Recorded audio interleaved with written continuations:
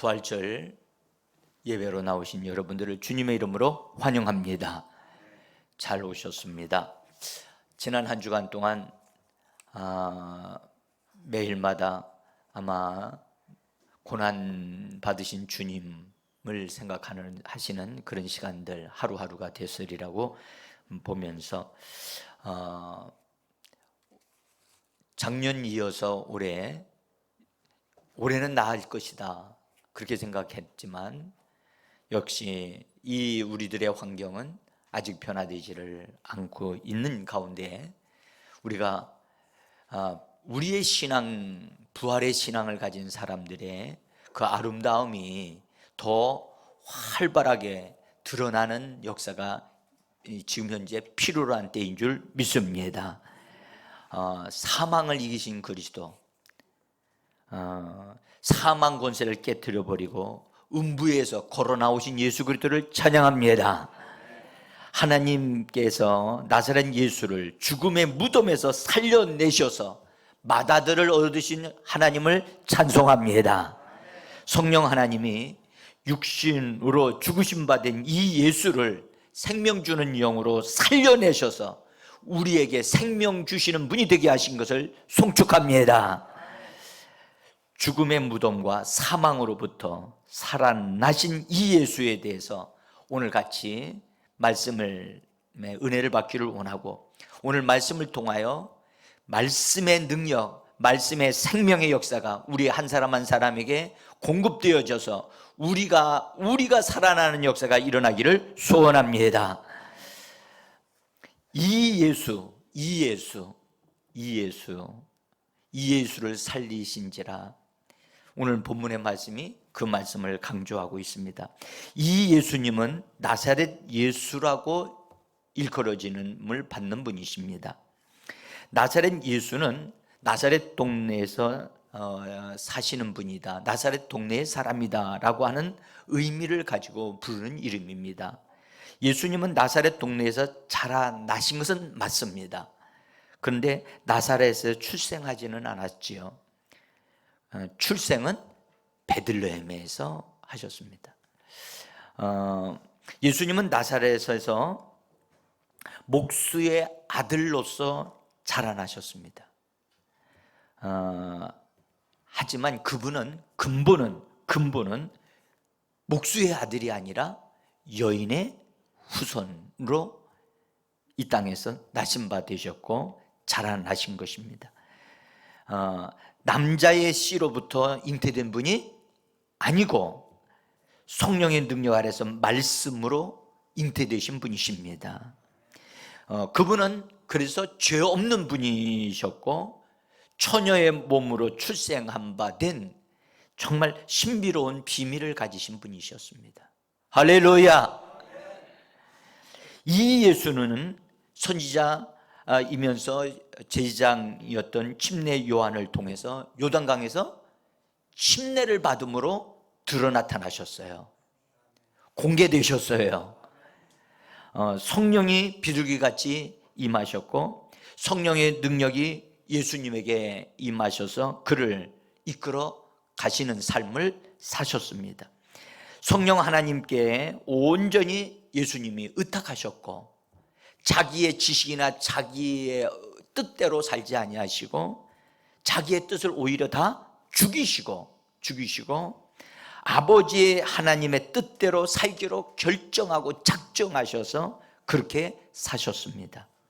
요한복음 4장 34절에서는 이렇게 말씀합니다.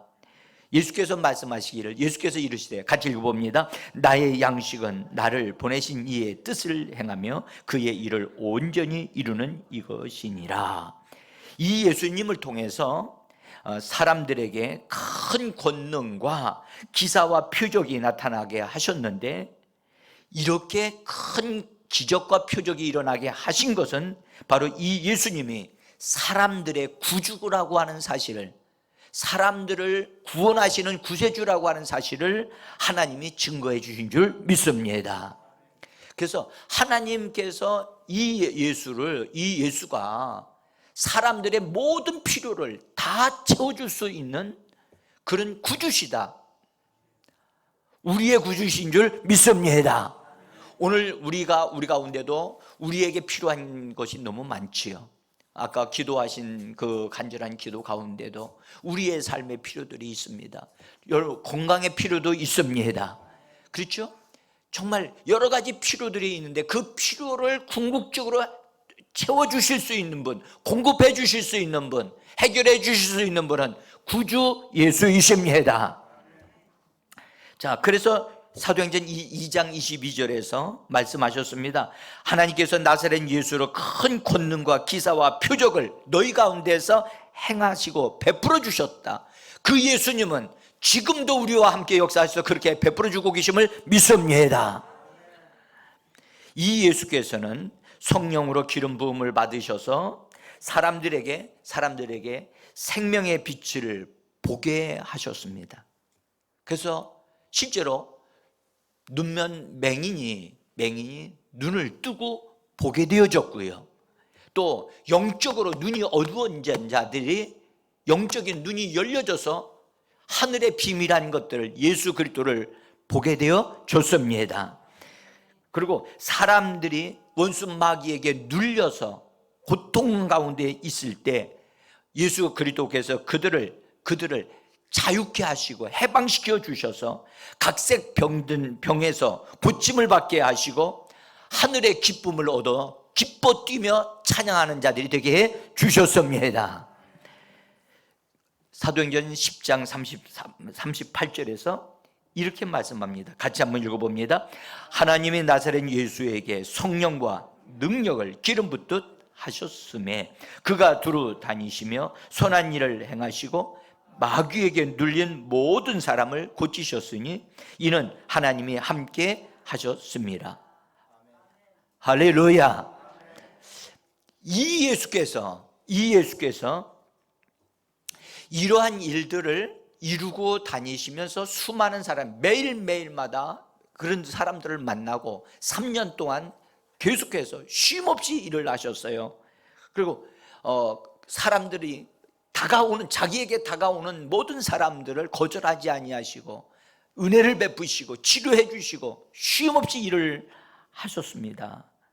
그런데 이 땅에 사시는 동안에 아무리 많이 일을 해도 궁극적으로 사람들의 모든 필요를 다 채워줄 수 없다는 사실을 주님이 절감하셨어요. 예? 그리고 진정으로 사람들을 자유케 하고 죄로부터 자유케 하고 원수로부터 해방되게 하는 궁극적인 그 길을 온전히 이루는 길이 하나님 아버지께 있다는 사실을 예수님은 아셨습니다. 그래서 히브리서 10장 5절에서 이렇게 말씀합니다. 이르시되 하나님이 죄와 예물을 원하지 아니하시고 오직 나를 위하여 한 몸을 예비하셨도다. 한 몸을 예비하셨도다. 이에 내가 말하기를 하나님이여 보시옵소서 두루마리 책에 나를 가리켜 기록된 것 같이 내가 하나님의 뜻을 행하러 왔나이다.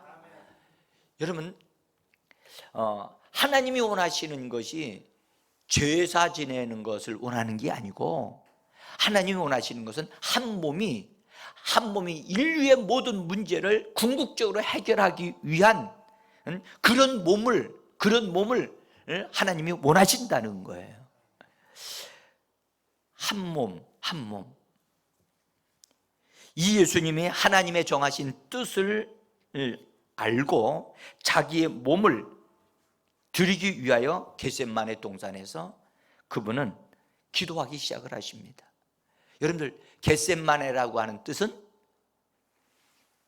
틀에다가 열매를 넣어서 감람류 같은 거, 감람 열매를 넣어가지고 꽉 짜가지고 기름을 내듯이, 그래서 짜다란 뜻을 막 쥐어 짜가지고 이렇게 기름을 빼낼 때, 그래서 짓눌러 짠다는 뜻을 가지고 있어요.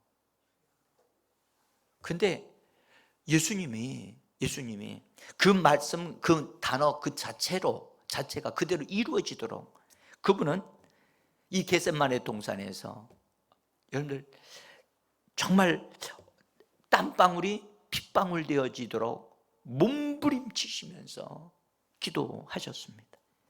그는 누가복음 22장 42절에서 아버지여 만일 아버지의 뜻이거든 이 잔을 내게서 옮기시옵소서. 그러나 내 원대로 마시옵고 아버지의 원대로 되기를 원하나이다 하면서 간절히 그분이 이런 기도를 3번씩이나 기도를 하는데 요 단순한 요 몇 마디의 기도를 3번 했다는 뜻이 아니라 긴 기도를 축약해서 핵심을 여기서 말씀한 것이고 기도를 했습니다.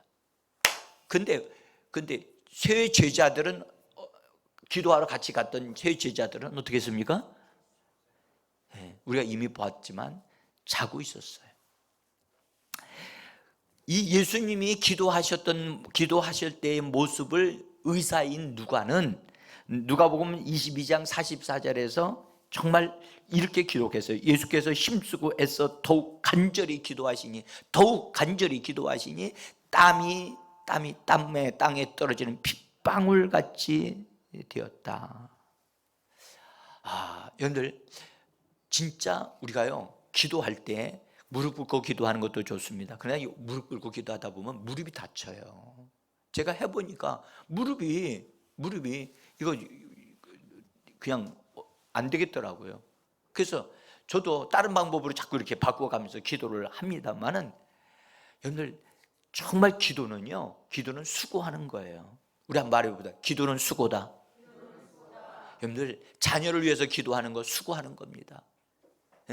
나라를 위해서 기도하는 것 이거 수고하는 겁니다.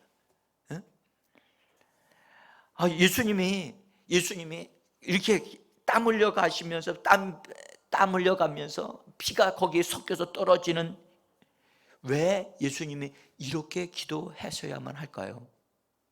왜? 여기서 제가 잠시 예수님이 왜 이렇게 기도하셔야 되느냐 하는 이유를 여러분들로 하여금 아실 수 있도록 상상하실 수 있도록 잠깐 아브라함 때에 하나님이 아브라함과 언약을 맺으신 것을 여러분들에게 잠깐 말씀을 좀 드리려고 합니다. 아브라함 때에 하나님이 언약을 맺으실 때에 하나님은 이삭과 영원한 언약을 맺겠다고 말씀을 하십니다. 그래서 하나님이 아브라함에게 먼저 찾아오셔서 먼저 요구하셔요. 독자 아들 이삭을 번제로 드리라고 하심으로 아브라함이 이삭을 바쳐 드립니다. 그리고 이삭 바쳐 드려서 실제로 모리아 산에서 죽이려고 하는 순간에 하나님이 다 됐다 하심으로 다시 그 아들을 다시 받게 되어지지요. 여러분들 그래서 히브리서 11장 19절에서는 아브라함이 이삭을 드리고 받을 것에 대한 것을 이렇게 기록하였어요. 그가 하나님이 능히 이삭을 죽은 자 가운데서 다시 살리실 줄을 여긴지라 비유컨대 그를 죽은 자 가운데서 도로 받은 것이니라. 여러분 제가 이 부분에 대해서 지난 주간에 잠깐 말씀을 드린 적이 있어요. 여러분들 하나님께서 아브라함을 99세 때에 그를 만나시면서 이름을 바꿔주신다고 그렇죠? 아브라함이라고 그 다음에 사례를 사라라고 바꿔주시죠. 근데 이름 속에다가 아브라함으로 읽을 수 있는 자음을 하나 딱 집어넣었어요. 자음을 하나 딱 집어넣고 사라에다가 사라라고 부를 수 있는 자음을 하나 딱 집어넣어줬어요. 그 자음은 두 가지 자음이 각각 같은 게 들어간 게 아니라 다른 게 들어갔는데 그 다른 자음이 어떤 자음이냐면 야훼라고 하는 단어에 쓰이는 4개의 자음이 있는데 4개의 자음 중에 하나씩을 집어넣어 주신 거예요. 그래서 아브라함이 됐고 사라가 된 거예요. 이름이 바뀌어졌지만 그들은 바꾸어진 이름들 속에 뭘 포함하고 있어요? 하나님의 하나님의 이름을 포함하고 있는 거예요. 그렇죠? 그런데 그때 그런 언약을 맺을 때 이름을 교환해요. 뭘 교환한다고요? 이건 보통 일이 아니에요. 이거는요. 그 사람의 이름이 나에게, 나의 이름이 그 사람에게 가거든요. 언약을 맺을 때 그렇게 한다고요. 그래서 언약을 맺을 때 하나님이 그에게 하나님의 이름에 속한 걸 집어넣어주고 아브라함의 이름을 하나님이 소유합니다. 그래서 뭐라 그러냐? 아브라함의 하나님이라 일컬음을 부끄러워하지 아니하시는. 그래서 아브라함의 하나님, 이삭의 하나님, 야곱의 하나님은 살아계신 하나님이시라. 할렐루야. 그래서 하나님이 아브라함의 하나님이 되신 거예요. 그 언약을 맺으시면서 할례를 하라 그래서 할례의 언약이라고 말씀을 하셔요. 근데 그 언약을 맺는 가운데 네가 아들을 낳을 것이고 네 아내 사라가 아들을 낳을 것인데 이름을 이삭이라고 하라고 하나님이 이름까지 지어주시면서 그에게 이삭에 대해서 말씀하시는 아주 특별한 말씀을 한 게 있었어요. 그것이 뭐냐면 창세기 17장 19절에 있는 말씀인데 한번 보시길 바랍니다. 같이 읽습니다. 하나님이 이르시되 너는 그 이름을 이삭이라 하라. 내가 그와 내 언약을 세우리니 그의 후손에게 영원한 언약이 되리라. 아멘. 여러분 여기서 굉장히 중요한 말씀을 우리가 봐야 돼요. 지금 하나님이 아브라함과 언약을 맺고 있는 중인데 17장에서 99세에 나타나셔서 말씀하시는 가운데 뭐라고 말씀하시면 이삭이 낳을 건데 이삭이 태어날 것인데 내가 그와 그는 누구를 의미합니까? 예? 이삭을 말합니다. 이삭과 내 언약을 뭐 하신다고요? 아브라함이 이 말씀을 받으면서 가슴에 쿵 하는 게 왔어요. 지금 하나님은 나와 언약을 맺으시고 있는데 누구와 언약을 맺겠다고요? 아직 태어나지도 않았는데 이름을 주시면서 이삭과 언약을 맺겠다는 거예요. 아멘? 여러분들 주의 종들이 제가 목사님들을 통해서 이 말씀을 가지고 이 말씀이 언약에 관계된 부분을 열어놓는 책들을 제가 보지 못했어요. 제가 이 부분을 하나님으로부터 은혜를 받았기 때문에 이 부분을 말씀을 드리는 거예요. 그런데 내 언약을 세우리니 그의 후손에게, 그 다음에 그의 후손에게 무슨 언약이 된다고요? 영원한 언약이 된다는 거예요.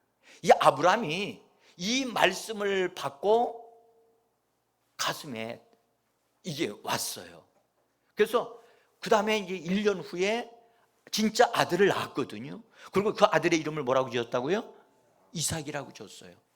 근데 이삭이라고 지어서 너무너무 행복하고 아름답게 잘 살고 20년을 같이 너무너무 행복하게 살아가고 있는 중에 20년이 넘고 이삭이 20살이 넘고 30살쯤 되어질 때에 하나님이 갑자기 찾아오셔서 네 아들 독자 이삭을 하나님 앞에 뭐하라? 드리라는 거예요. 갑자기 오셔서. 여러분들 이것은 그냥 오신 게 아니에요. 뭐하러 오신 거예요? 이삭과 언약을 맺겠다는 거예요. 그러면 뭘 의미하느냐 하면 아브라함이 이삭이 자라는 가운데 이삭이 30살이 되어지기까지 하나님이 이삭에 대해서 하나님이 너에게 이름을 주신 분이 하나님이시다. 너를 100세에 낳게 하신 분이 하나님이시다. 그런 얘기 등등을 해주면서 하나님은 나와도 언약을 맺었지만 너와도 언약 맺는다고 나에게 말씀을 하셨느니라. 아멘. 그 이야기를 계속 해줬어요. 그래 해주면서 언약을 맺을 때 하나님이 찾아오셔서 언약을 맺으러 오실 때는 너는 그 말씀 그대로 순종해야 된다. 그것을 이삭에게 아버지로서 계속 알려주셨던 거예요. 그러니까 아브라함은 하나님이 언약의 하나님이라는 사실을 너무너무 그걸 깊이 깨닫고 알았던 거예요. 그래서 이삭에게 대해 그걸 쭉 가르쳐 주셨더니 어느 날 하나님이 아브라함에게 나타나셔서 아브라함아 네 아들을 나에게 바치라. 그것도 번제로 바치라.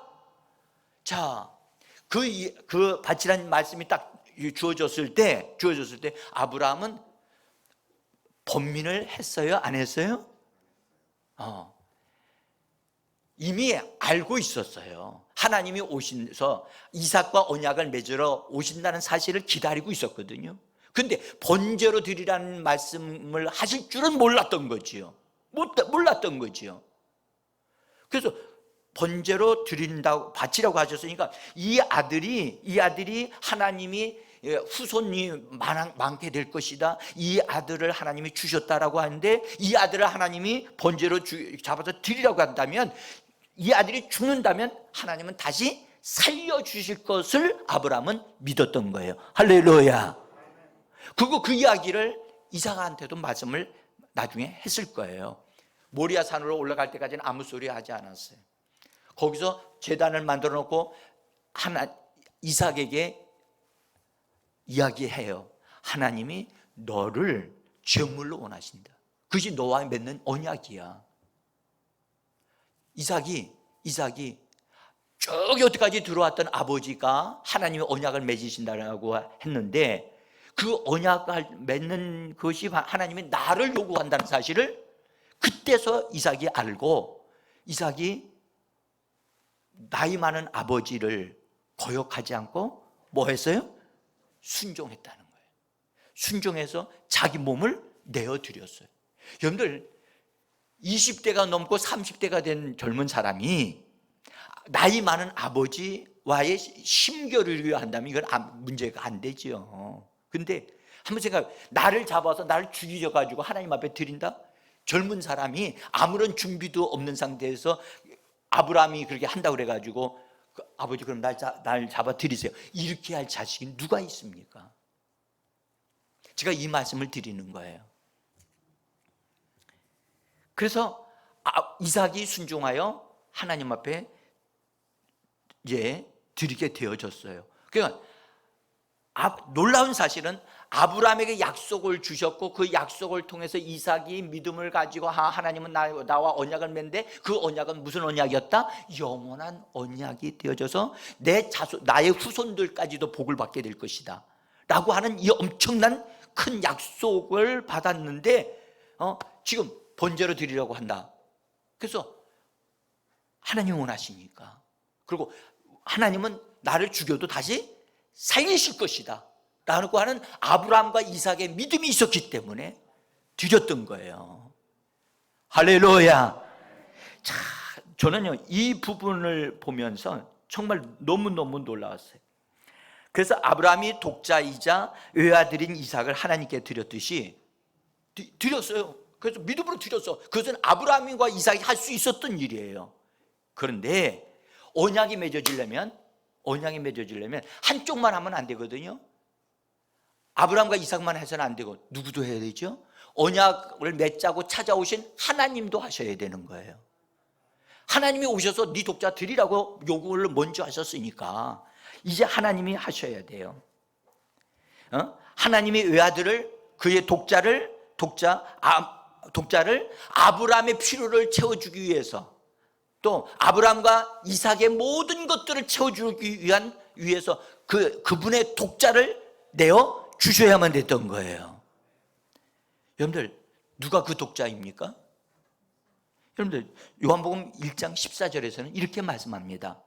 요한복음 1장 14절 이걸 읽어봅니다. 말씀이 육신이 되어 우리 가운데 거하심에 우리가 그의 영광을 보니 아버지의 독생자의 영광이요 은혜와 진리가 충만하더라. 여기 아버지의 독생자라고, 예수 그리스도를 아버지의 독생자라, 그분은 말씀이 육신이 되어 이 땅에 오신 분이다 라고 하는데, 그분은 단지 독생자일 뿐만 아니라 어떤 분이냐면 영광이 충만하신 분이고 은혜와 진리가 충만하신 분이에요. 할렐루야.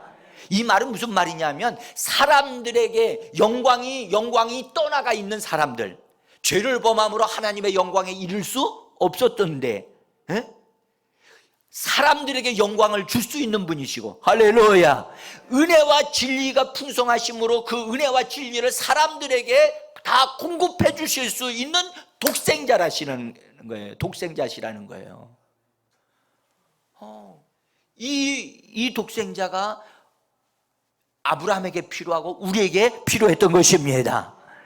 자, 오늘도 그렇습니다. 여러분 오늘 말씀을 들으시면서 내가 나의 필요를, 지금 현재 나의 어떤 필요가 있느냐, 그 필요를 채워주실 수 있고 충족시킬 수 있는 분은 예수 그리스도이십니다. 오늘 이 메시지를 받으면, 그 말씀을 받게 되어지면 그 말씀이 우리들 속에 역사하여 우리의 필요가 채워지게 되어지는 겁니다. 자, 그래서 하나님 아버지께서 이제 독생자이신 그분 아들을 내어 주셔야만 되는데, 여러분들 잘 보세요. 아들이신 그 아버지는 원하시는 게 예수가 우리를 위해서 제물이 되어지는 거예요. 그렇죠? 아버지가 원하시는 게 그거예요. 그런데 아들이신 그분이 아버지의 뜻을 따라 기쁨으로, 자원함으로 그것을 자기 자신을 내어 주셔야 되잖아요. 누구와 같이?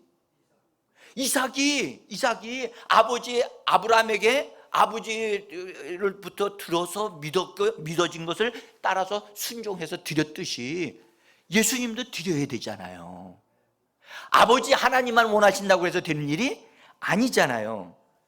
그래서 예수님이 아버지의 뜻을 따라 아버지의 뜻대로 행하시기 위해서, 그러나 그것은 이삭이 자기 자신의 몸을 하나 딱 드려서 아브라함이 자기를 죽이려고 하는 그런 정도의 것이 아니거든요. 예수님이 우리들의 필요, 죄인들의 필요, 아브라함의 필요를 다 채워주기 위해서는 대가를 지불하시는 것이 엄청나게 크거든요.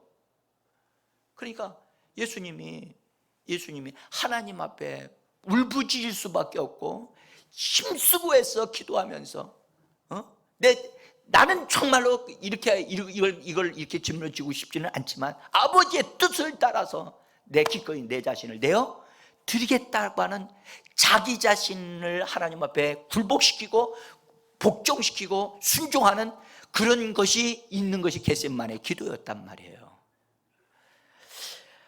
그래서 히브리서 10장 9절에는 이렇게 말씀합니다. 그 후에 말씀하기를 보시옵소서 내가 하나님의 뜻을 행하러 왔나이다 하였으니, 10절 이렇게 읽습니다. 이 뜻을 따라 예수 그리스도의 몸을 단번에 들이심으로, 할렐루야. 여러분들 겟세마네 기도가 완료되기 전까지는 주님은 말씀하셨어요. 내가 심히 고민하여 죽게 되었으니 너희는 깨어서 나를 위하여 나와 함께 있기를 원한다.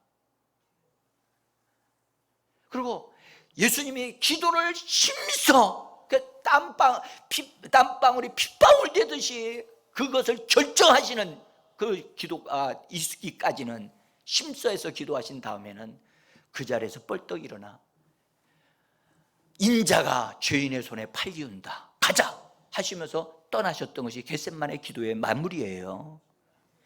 여러분들, 그것은 이미 주님이 자기 자신의 몸을 드리기로 결단하신 것입니다. 그래서 예수님이 그처럼 힘쓰고 해서 기도하신 겁니다. 여러분들 기억하실 것은, 여러분들 우리의 기도가 힘쓰고 했는 그 정도에 따라서 우리들의 삶의 필요가 채워지고 해결되어지는 것임을 믿으시기를 바랍니다. 저는 이때 마치 이렇게 하나님이 말씀하시는 것 같이 들렸어요. 아브라함아, 네가 너의 외아들을 내게 주었은즉 이제는 내가 나의 독생자를 너에게 내어준다. 자, 이삭이 자기의 몸이 죽임을 당하기 위한 모리아 산으로 올라갈 때 이삭 등어리에는 뭐가 지어져 있었어요? 기가 막히게 나무가 지어져 있었어요. 근데 예수님이 자신의 몸이 달려야 할 십자가를 예수님이 골고다로 가시면서 그 십자가를 짊어지고 가셨듯이, 그렇죠? 그렇게 가셨어요.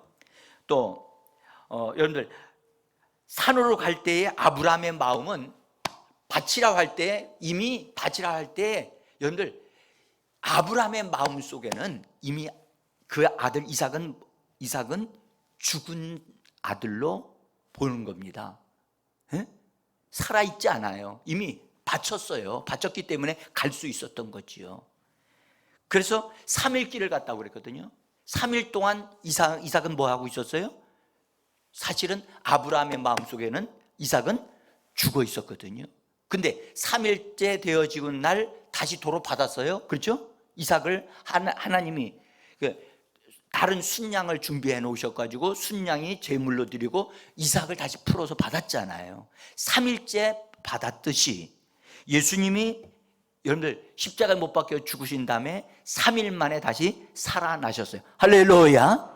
그러나 우리는 여기서 알아야 될 것은 이삭은 분명히 독자를 받았지만 그로 인해서 언약이 맺어져 가지고 그의 후손들이 나오게 됐단 말이에요. 그의 후손들이 나오게 돼서 그들이 영원한 언약이 맺어져서 영원한 복을 받게 됐듯이 예수님이 죽은 자 가운데에서 3일 만에 살아나시면서 예수님은 하나님에 의해서 살아나면서 하나님은 독자를 얻으신 게 아니라 맏아들을 얻으시게 된 것입니다. 맏아들을 얻으셨다는 이 말씀이 중요한 거예요. 여러분들, 자, 히브리서 1장 5절에 보면 이렇게 말씀합니다. 하나님께서 너는 내 아들이라 오늘 내가 너를 낳았다 하셨으며 또다시 나는 그에게 아버지가 되고 그는 내게 아들이 되리라 하셨느냐. 그래서 예수님이 다시 태어나신 것에 대해서 것을 말씀을 하시면서 거기서 맏아들이라는 말씀을 하시는데 로마서 8장 29절에서 이렇게 말씀합니다. 같이 읽습니다. 하나님이 미리 아신 자들을 또한 그 아들의 형상을 본받게 하기 위하여 미리 정하셨으니 이는 그로 많은 형제 중에서 맏아들이 되게 하려 하십니다. 할렐루야. 따라서 맏아들 예수. 그분은 이 땅에 육신을 입고 오셨을 때는 독생자 예수였습니다. 근데 죽으시고 부활하심으로 인하여 그분은 맏아들 예수가 되셨습니다. 이 맏아들이 됐다는 말은 다른 형제들이 있다는 것을 말씀하고 있는 거지요. 그래서 많은 형제들 중에서 맏아들이 되게 하셨다. 여러분들, 예수님의 부활은 그분의 핏부림과 죽음의 과정을 통하여 반드시 많은 형제들을 얻으시게 되어진다는 것을 말씀하고 있는 거예요. 예? 이사야 선지자는 예수님이 고난 받으신 것을 통해서 그의 형제들에게 일어날 것에 대한 것을 이사야 53장 11절에서 아주 독특하게 이렇게 말씀을 하셨어요. 자, 한번 보십시다. 그가 자기 영혼에 수고한 것을 보고 뭐 하실 것이다? 만족할 것이다. 예수님이 자기가 고난을 받으시고 하던 죽음에까지 이르셨던 것을 보시고 다 통과한 다음에 보시고 뭐 하신다고요? 만족하신다는 거예요. 기뻐하신다는 거예요. 그리고 그 말씀하기를 나의 의로운 종이 자기의 지식으로 많은 사람을 뭐하게 했다고요? 의롭게 했다. 의로워지게 했다는 거예요. 우리가 의롭게 되어지려면 모든 죄가 사함을 받아야 될 줄 믿습니다. 죄인들이 의롭게 되어지는 것은 저절로 이렇게 되지 않거든요. 피 흘림이 없은즉 죄 사함이 없느니란 말씀하셨는데 예수께서 피 흘려 주심으로 그 피를 받아들인 자, 예수를 믿는 자마다 의롭다함을 얻게 되어지는 것입니다. 그래서 많은 사람을 의롭게 하며 또 그들의 그의 죄악을 그분이 친히 담당하시리로다. 그렇게 말씀하셨어요. 그래서 여러분들 기억하셔야 될 것은 우리는 예수를 믿어 의롭게 되어졌을 뿐만 아니라 우리의 죄악이 예수님이 담당하심으로 말미암아 그 죄악이 영원히 사라져 버렸어요. 할렐루야. 여러분, 다만 우리가 구원 얻은 것만이 아니라 여러분들, 우리는 주로 가끔 죄를 생각할 때가 있어요. 근데 우리 하나님은 우리의 죄를, 우리의 불법을 다시는 기억지 아니하신다고 말씀해 주셨습니다. 그것은 우리가 잘하기 때문이 아니고 예수 그리스도께서 부활하신 것을 통해서 피 뿌리신 것을 통해서 그것을 하나님이 잊어버리기로 말씀해 주셨기 때문입니다. 히브리서 10장 17절에 이렇게 말씀합니다. 같이 읽어보겠습니다. 또 그들의 죄와 그들의 불법을 내가 다시 기억하지 아니하리라. 여러분들, 하나님이 말씀하신 거예요. 하나님이 약속하신 거예요. 뭐라고 약속하셨느냐? 그들의 죄와 그들의 불법을 다시는 기억하지 않는다. 뭐 하지 않는다고요? 여러분들 보세요. 나는 하나님 앞에 너무 죄송해서 하나님, 내가요 이번에 잘못했어요. 내가 죄를 지었어요. 하나님 용서해 주세요. 그래. 여러분, 하나님께 용서받았다고 생각하지만 이미 하나님은 그것을 다 기억지도 않으세요. 우리가 죄를 범했을 때는요, 예수의 피를 힘입어 그것을 자백하면 예수의 피가 우리의 죄를 뭐 한다고요? 깨끗게 한다고 요한 1서에 분명히 약속해 주셨습니다. 그래서 죄가 생각나거들랑 즉시로 예수의 피를 힘입어 이것은 내가 잘못했나이다, 예수의 이름으로 고백합니다 라면 예수의 피가 즉시로 우리가 사해짐을 받는 것입니다. 그래서 하나님 앞에 나가서 예배 드릴 때는 죄인으로서 예배 드리는 것이 아니라 죄사함 받은 자들로서 하나님 앞에 예배 드리는 것입니다. 여러분들, 이것이 부활을 통해서, 예수님의 부활을 통해서 이루어진 것입니다. 자, 하나님께서 이제 이 예수를 사망의 고통에서 풀어 살리셨다라고 말씀을 하셨어요. 사망의 고통에서 풀어서 살리신과 같이 여러분들, 우리들에게도, 그의 형제들인 우리들에게도 동일하게 사망의 고통을 풀어 헤쳐버리심을 우리는 믿어야 할 것입니다. 언약하셨기 때문에 그렇다는 겁니다. 누구와 언약을 맺으셨어요? 이삭과 언약을 맺으셨기 때문에 그렇습니다. 이삭과 예수 그리스도를 통하여 언약을 맺으셨기 때문에 우리의 죄는 이제 사함을 받고 영원한 언약이 되어졌기 때문에 영원히, 그래서 예수께서 사망의 가장 깊은 곳 음부로부터 걸어 나오시면 사망을 헤쳐버리셨거든요. 오늘 하나님께서 이 예수를 사망의 고통에서 풀어서 살리셨다라고 분명히 말씀을 합니다. 여러분, 예수님의 죽으심은 죄와 저주를 처리하신 것이라면 예수님의 부활은 사망과 그 고통을 처리하시고 우리에게 부활의 생명을 주셔서 이 모든 것들을 이기고 깨뜨리고 정복할 수 있는 능력을 주신 줄을 믿으시기를 바랍니다. 우리가 받은 생명은 단지 여러분들 그냥 우리를 용서하시는 생명을 받은 것이 아니고요, 우리는 부활 생명을 받은 거예요. 할렐루야. 그래서 부활 생명은 모든 것을 다 이기는 생명이에요. 생명 중에 최고의 생명이에요. 네? 그 생명이 어디에 와 있습니까? 우리의 영 안에 들어와 있어요. 할렐루야. 그 생명으로 우리는 거듭난 거예요. 네? 그 생명이 우리 안에 있어요. 여러분, 몸이 아프거나 할 때 가서 주사 한 대 탁 이렇게 맞으면 어떻습니까? 아무리 못해도요 조금은 반짝거려요. 그렇죠? 네? 네. 그것이 계속적으로 한 달, 두 달 정도 가지도 않아요. 그렇지만 그때 맞을 때 잠깐 효력을 받아요. 그러나 예수 그리스도의 부활의 생명은 우리 안에서 영원히 효력을 발생하시는 것임을 믿으셔야만 합니다. 여러분들, 죄도 못되고 악합니다. 하나님으로부터 단절되게 하지만 사망은 죄보다 더 악하고 못됐습니다. 얼마만큼 못됐냐? 7배로 더 못됐습니다. 7배. 죄보다 7배 더 더럽고 악하고 아주 그러합니다. 그래서 성경은 말씀하기를 이 사망은 맨 마지막에 멸망하는 것이라고 고린도전서 15장에서 말씀을 하셨어요. 그런데 하나님께서 이 사망의 고통, 사망과 그 고통을 풀어버리셨다. 여러분, 풀어버릴 수 있는 분은 능력이 있기 때문에 풀어버릴 수 있는 줄 믿습니다.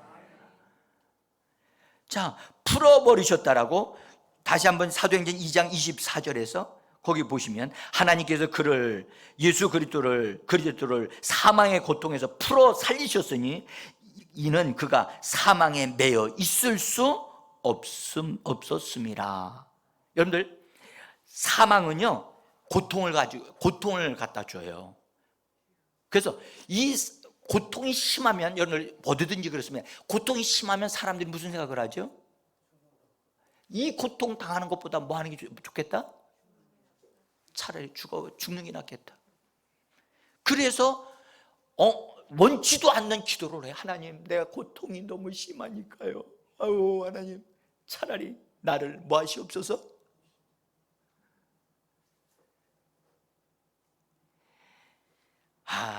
그거는요, 진리를 바로 모를 때는 그렇게 기도할 수 있어요. 그러나 우리는 기억하셔야 돼요. 사망과 사망의 고통을 풀어놓을 수 있는 능력이 우리 안에 부활의 생명으로 주어졌음을 믿으셔야만 합니다. 이것을 우리가 풀어놓는 것은 우리가 해야 돼요. 우리가 해야 되는데, 여러분들, 사망은 그래서요 고통을 통해서 역사를 하고, 그 고통은 사람으로 하여금 두려움을 갖게 만들어요. 그래서 사망과 두려움은요 동업자예요. 두려움이 있는 곳에는 반드시 뭐가 있어요? 사망이 있어요. 사망이 있는 곳에는 두려움이 있어요. 그래서 여러분들, 두려움이 있을 때, 어떤 두려움이 있을 때 움직이시면 안 돼요. 먼저 그 두려움을 깨트려 버리셔야 돼요. 두려움을 정리하셔야 돼요. 응? 사랑하는 성도 여러분, 이 사망은 오늘 성경에 우리에게 말 사망의 매여라고 그래서, 사망은 매는 능력이 있어. 맨다는 말이 무슨 말이에요? 붙잡는다는 뜻이에요. 붙잡아. 사망은 한번 이렇게 사망에 붙잡히게 되면 잘 안 떨어져. 사망은 마치 껌과 같아. 여러분, 껌이 여름에 더울 때 한번 옷에 붙으면 잘 떨어져요? 안 떨어져요. 사망은 한번 사람에게 붙으면 안 떨어져요. 잘 안 떨어져. 떨어뜨리기 위해서 뭐 해야 돼요?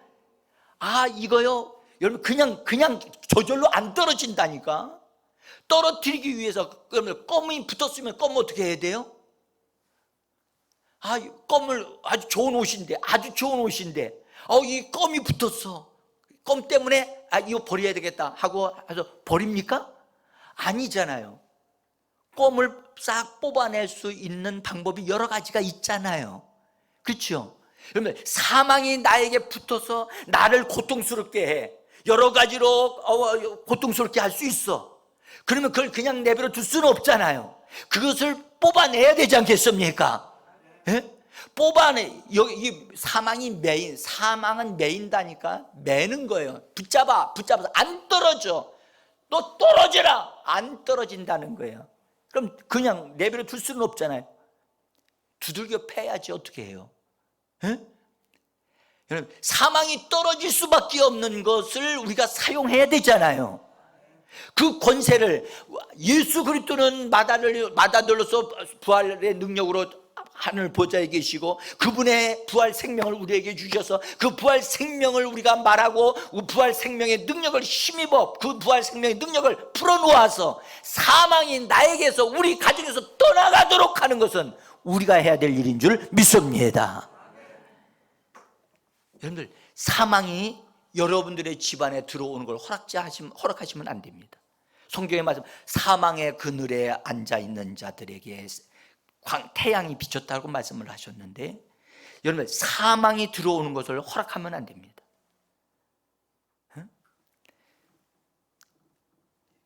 위장하고 들어올 수 있어요. 우리가 그래서 여러분들, 우리가 쓸데없는 잘못된 생각을 하게 되어지면 여러분들, 사망이 들어오는 통로가 되어질 수 있어요. 그래서 이걸 정리하고 처리해야 될 줄 믿습니다. 자, 여러분, 기억하세요. 여러분들, 하나님께서 맏아들을 살리실 때 하나님의 권능으로, 성령의 권능으로 사망의 고통을 헤쳐버리시고 마다들을 거기서 얻으신 것 같이 우리들이 그분 예수 그리스도의 형제들이잖아요. 우리들이 예수 그리스도의 형제들로서 하나님의 뜻을 이루는 하나님의 사람으로서 우리가 온전하게, 건강하게, 좀 형통하게 이 땅에서 살기를 하나님은 원하십니다. 그렇다면 우리 기억하세요. 여러분, 사망을 사망시키고 사망의 고통을 풀어놓는, 헤쳐버리는 그 역사를 우리가 믿음으로 해야 될 줄 믿습니다. 이미 하나님은 풀어 헤쳐버리셨다니까요. 하나님은 해놓으셨어요. 그래서 마다들을 얻으셨어요. 우리들에게도 그 능력이 있도록 이미 우리에게 성령을 주셨고 부활의 생명을 우리에게 주셨습니다.